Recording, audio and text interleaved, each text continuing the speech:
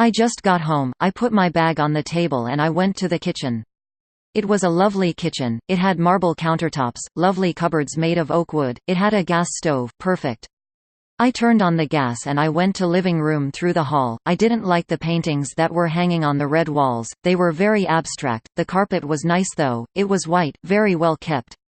When I got in the living room the sun was setting, I didn't turn on the lights, I preferred the dark.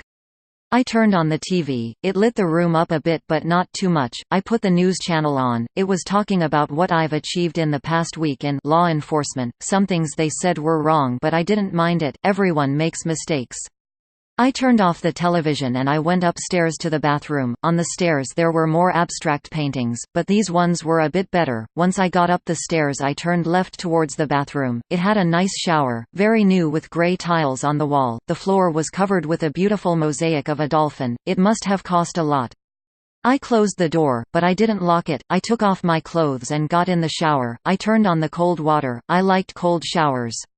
As I was rubbing shampoo on my body, I heard the front door open. I turned the shower off. Now I could hear his footsteps. He was coming upstairs. He was just outside the door. I was shivering in silence in the shower with my fists clenched ready to swing at anything that opened the shower curtain. As the door opened I stopped shivering. I was calmer now. All of my fears left my body. As soon as he opened the shower curtain I threw a punch at him. He stumbled back 2 steps. I noticed a pair of nail scissors in the sink. I grabbed them whilst pushing away the attacker. Then I stroked. The scissors got stuck in his throat. As he bled out he stumbled out of the bathroom. I could smell the gas fill up the house. He fell on the floor in front of the stairs. I washed the remaining soap and some of the blood that splashed on my hands off my body. I put my clothes on and I went towards the stairs. The smell of gas was all over the house now. I went to the kitchen to switch it off. I had to cover my mouth and nose to not feel sick. My bag was still on the table at the entrance. I opened it and I grabbed my notebook and my gun. I went back up the stairs. I sat on the stairs next to the body as I opened my notebook.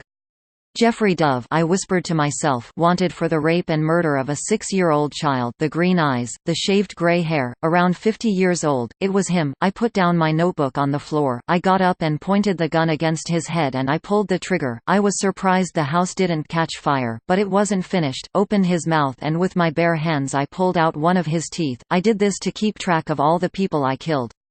I got downstairs, put everything in the bag and headed outside, grabbed a rock from outside and threw it at the window, breaking it. I grabbed from my pocket a lighter and I launched it in the house. I ran as far away from the house as I could as the house caught fire. I got in my car and drove away looking at the flames.